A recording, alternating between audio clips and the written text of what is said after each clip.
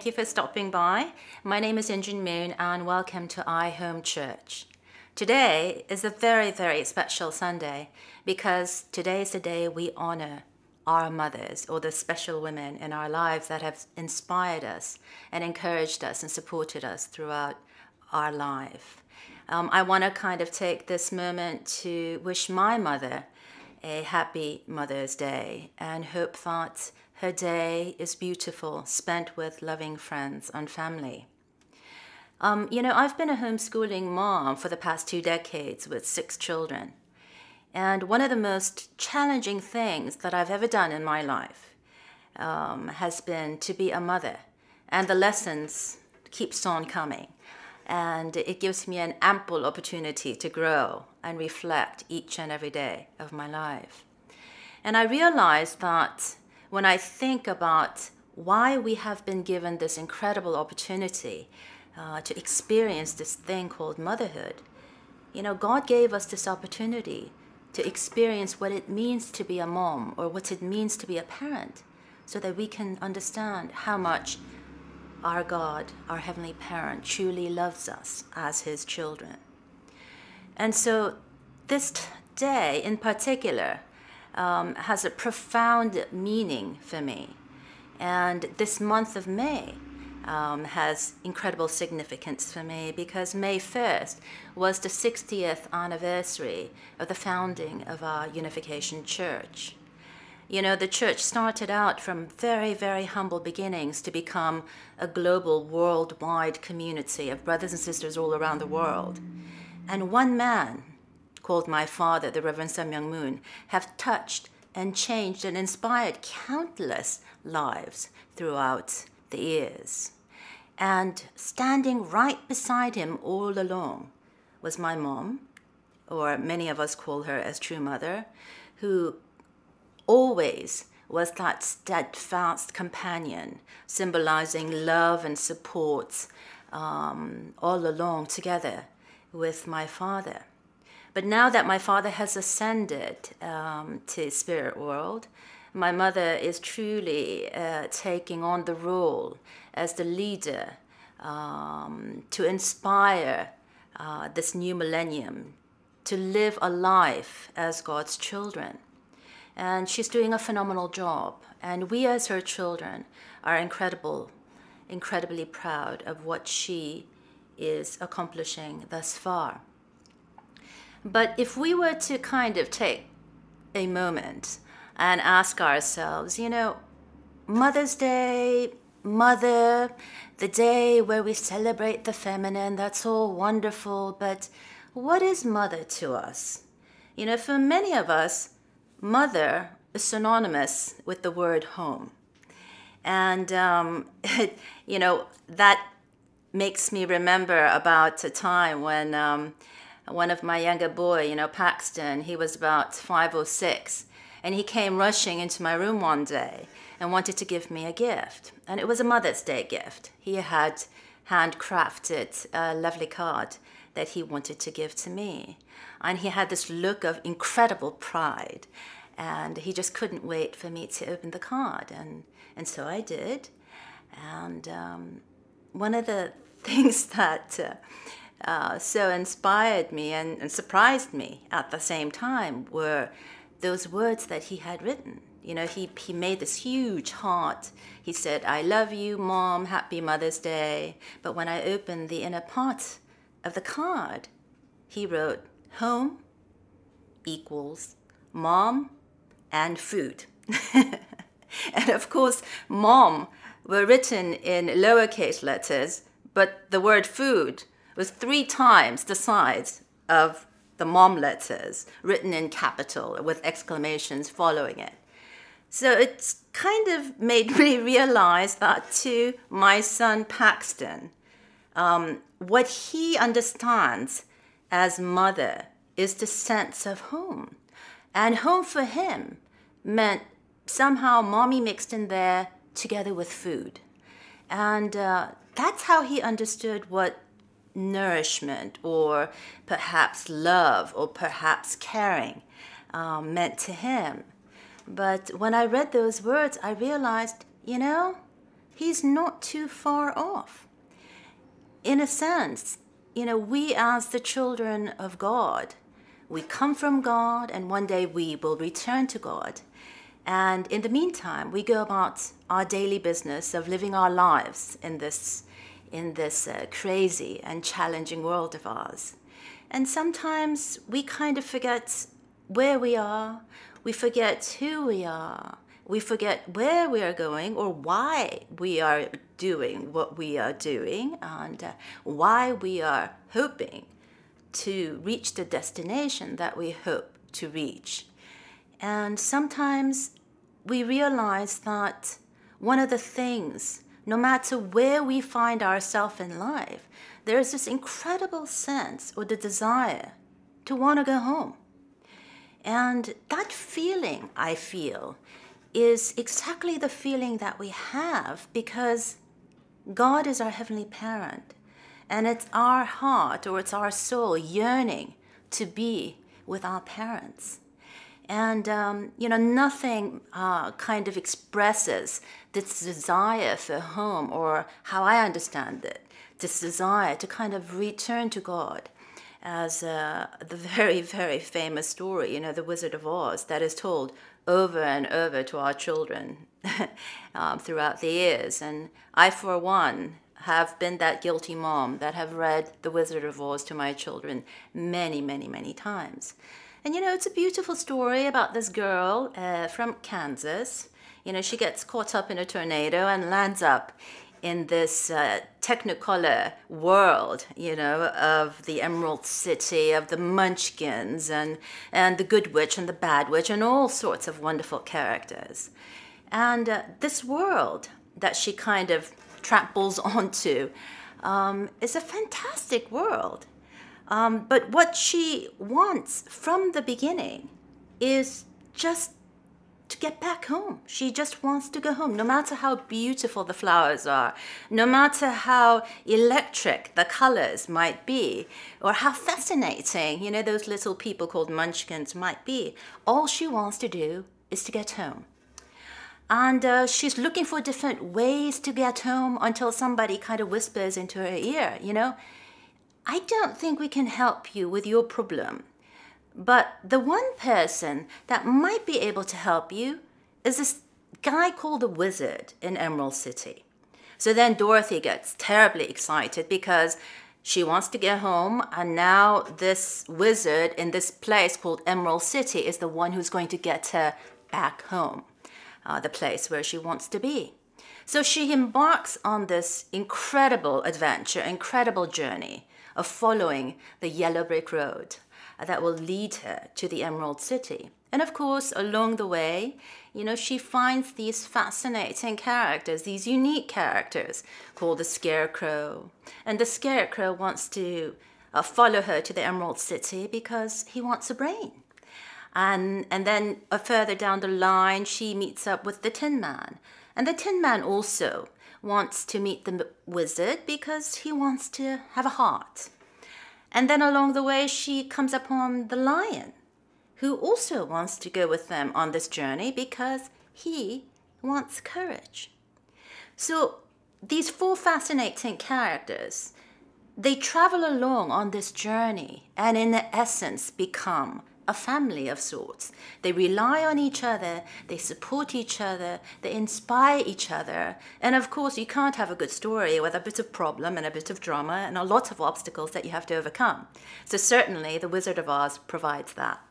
And they go on their merry way, and they follow the yellow brick road, and they get to the Emerald City, and they realize that the wizard is not the wizard that they thought he would be.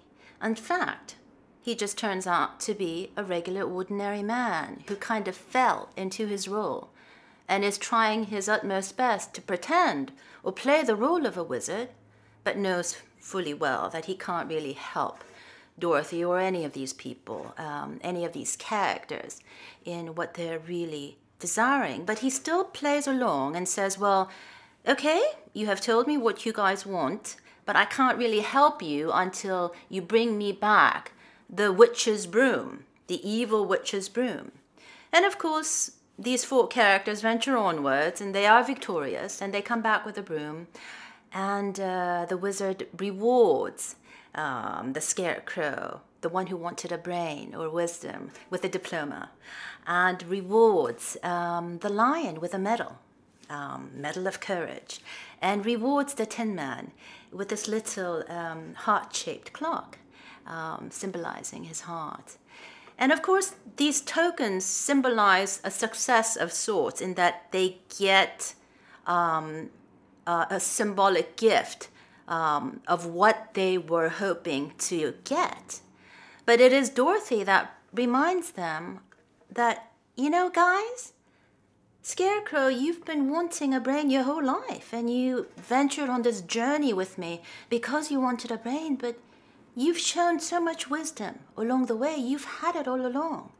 And then the Tin Man, who just desired this heart and ventured on a journey with Dorothy and, you know, his fellow figures of sorts, realized that he had an incredible heart, incredible capacity to care and love those that he were traveling with.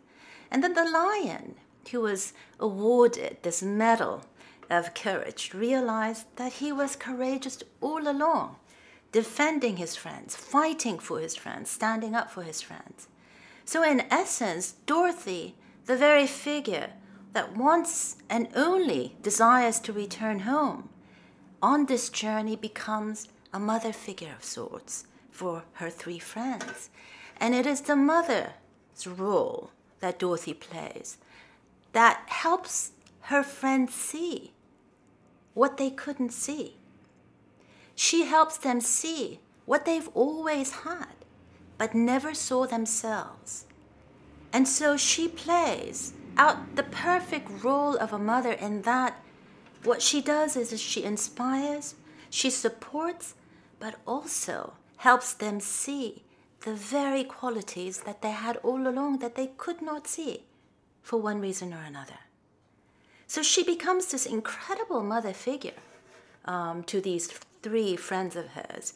And even if the four of them were terribly disappointed that the wizard could not solve their problems, Dorothy, in essence, becomes her own heroine and her own salvation in that she realizes not only does she not see that her friends had everything they wanted already before they embarked on this journey, but Dorothy realizes herself that when the wizard, promising to take her home back to Kansas in a hot air balloon, just takes off with Toto and disappears, she realizes, and of course with the wonderful reminder from Glinda the Witch, she realizes that she had all along the power to go back home because she was wearing the magic slippers, and all she needed to do was click 3 times. There's nothing like home. There's nothing like home. There's nothing like home. And she would be home. So this Wizard of Oz is an incredible tale in that it shows us that many times what we don't see or we don't believe in ourselves, or we're not fully capable that we can be everything that we want to be. And it takes somebody as loving and supportive and inspiring as a mother figure to remind us that we can be everything that we want to be if we only take another look. And so The Wizard of Oz is a wonderful story of empowerment in that it tells us to go out there and be proud of who we are.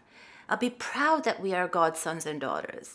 If we have an incredible dream that we want to accomplish, all we have to do is do it because the capacity is there. The passion can be found and discovered. And beauty of words, or the importance of words, again is stressed in the role of a mother because it's Dorothy's words that reveals the core of the very thing that these 3 characters had wished for. In other words, in the words of Rumi, he said many, many years ago, who happens to be one of my favorite Persian poets, he said, The joy of being human is uncovering the core we already are. The joy of being human is uncovering the core we already are. Or, in other words, the treasure hidden within the ruin. Rumi understood that when you're talking about home, when you're talking about life, or when you're talking about dealing with families, not all is beautiful. There's going to be highs and lows. They're going to be wonderful and atrocious. There's going to be a good, ugly, and everything in between. But he says, regardless of what ruin we find ourselves in, and I think he uses that word ruin for a reason, because yes, we come from God, and yes, we will return to God. But the home that we find ourselves in this life is not always ideal. In fact, many times, the homes that we are born into is less than perfect. It has a lot of problems. It might look like a ruin of sorts. But Rumi is saying, the treasure is found within the ruin. Regardless of what kind of a home you are born into, you have that power to be joyful in discovering the core that you already are, meaning the core that God already gave you when He and she made you. It's an incredibly beautiful words and an incredibly wonderful reminder that regardless of where we find ourselves in life, the answer is already there. The work has already been done. The only thing that we really need to do is to find the treasure within and be joyful, be grateful for the life, be grateful for these incredible, significant mother figures that will inspire us along the way, empower us, and guide us and actually help us see on our trip down the yellow brick road that we've had it all along. You know, we're always running around looking for wizards to solve all our problems. We want God to fix all our problems. We want doctors to solve all our hypochondriac problems, you know, and so on and so forth. We want all the pastors to make our life good, perfect, you know, so on and so forth. But the story of the Wizard of Oz and what Rumi is saying is that all we need to do is to look within and discover who we really are. And when we realize that God is our heavenly parent, when we realize that God gave us everything that we need to be an empowered human being, that the only thing we need to do is to really practice the true virtues of what motherhood symbolizes in life, which is love and caring. These two things are the magic words that can totally inspire and transform our lives from the mundane to extraordinary, to the depressed to an inspired and an empowered life. So this is the message that we should think about on this day that we call Mother's Day. And it's really kind of like a challenge to ourselves when we ask ourselves, well, what is home? A home should be a place of healing. A home should be a place where we feel a sense of oneness, a belonging. A home is a place where we find meaning in life, in that we understand where we come from, what kind of traditions we come from, what kind of a culture we come from. And a home is a place where we can find encouragement. But not every home has that. But if a home can be turned into a catalyst of sorts to kind of be the example of these things onto the world, we can do incredible things. And this is something that my father saw many, many years ago, in the latter part of the 70s onto the early part of 80s. He preached about the importance of home church. He has taught for many, many decades that the home is the textbook of true love. That is where you rub up against each other and come to really understand how to have real lasting, profound relationships with different members of the family. And this in turn prepares you for the future role that you will play as tribal messiah or as future leaders of your nation.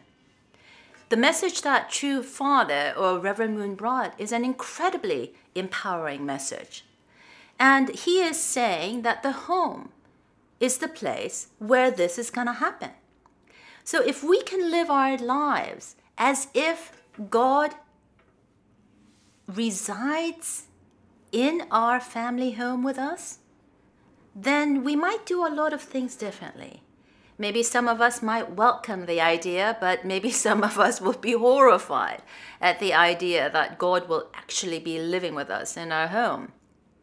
But this kind of makes us ask ourselves, what are we doing right? What are we doing wrong? What can we do better? But if we can really become this awesome family, can we really be that single candle, as Buddha said, that feeds thousands of candles to be inspired? I think we can. And I think that's what my father was talking about when he preached about home church. It's really a challenge to all of us to create a home where we can be like that single candle that can light thousands of candles all around the world. So from one enlightened, inspired, empowered, connected family, we can create thousands of inspired, empowered, and connected family and really do the work of creating a peaceful and a loving world. So the Bible always challenges us to love one another as I have loved you, as says John 15, verse 12. And this is God's message to remind all of us that we can't really build what we claim we want to build, which is a peaceful world, if we don't start looking at each other as members of our family. And when you look at the life example of Reverend Moon, that is exactly what he did. He took his arch enemy, if you will. He went to North Korea and hugged and embraced a man that had a death warrant on my father for many, many years. He embraced and loved Kim Il-sung like a member of his family. And that's where the magic happens. So if my father can do it, I think we all can do it. And if we all can do it, then the work of peace building is not that far off. And we realize that if we can truly live our life being joyful and being grateful for this opportunity, there is just an endless surprise waiting for us around the corner. So I know that in this modern day, in this chaotic modern world, there are so many dire warnings all around. And this person, that person saying how horrible our world is, how horrible our situation is. But start looking at uncovering the core that we already are. Start looking for the good in life. Start looking for the inspired in life. Start looking at how beautiful life actually is and can be if we only search for it. So on this beautiful Mother's Day, I challenge all of you to ask yourself, what is your meaning of home? And what does a mother mean to you? And if you have that special mother figure in your life that have inspired you along the way, wouldn't it be a wonderful day to thank you, to say thank you and really honor her in a way that only you can? And better than that, how wonderful would it be if we can pick 3 mothers that we know in our neighborhood that we've never talked to before, but just went up to them and wished them sincerely from the bottom of our hearts for being a mother, because they have one of the most important jobs in the world, and that is taking care of our future generation. And in that way, we can reach out, we can connect, and we can support and inspire and empower each other.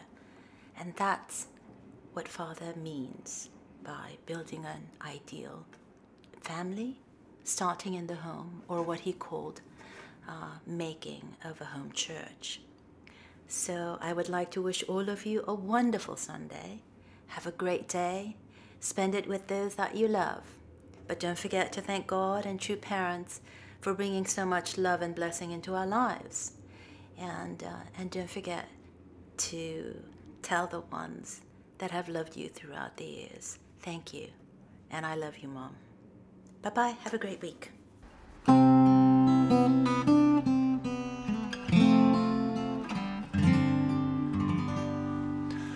She may be the face I can't forget, the trace of pleasure or regret, may be my treasure or the price I have to pay. She may be the song that summer sings, may be the chill that autumn brings, maybe 100 different things within the measure of a day. She may be the beauty or the beast, may be the famine or the feast, may turn each day into a heaven or a hell. She may be the mirror of my dreams, the smile reflected in a stream. She may not be what she may seem inside her shell.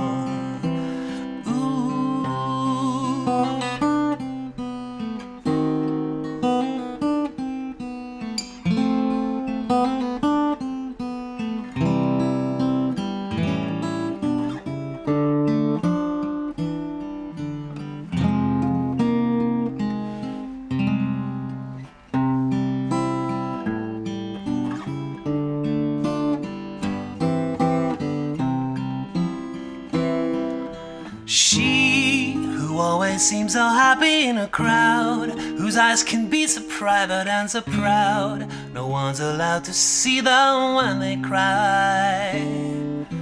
She may be the love that cannot hope to last, may come to me from shadows of the past, but I'll remember till the day I die. She may be the reason I survive, the why and wherefore I'm alive, the one I'll care for through the rough in many years. Me, I'll take her laughter and her tears and make them all my souvenirs. For where she goes I gotta be, the meaning of my life is she. She, oh, oh, oh, she.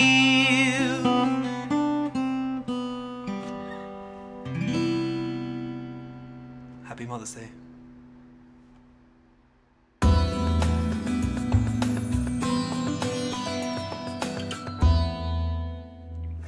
If you enjoyed the sermon that you just heard and would like to receive more, please subscribe to our YouTube channel and sign up to our email list. Have a great day and a great weekend.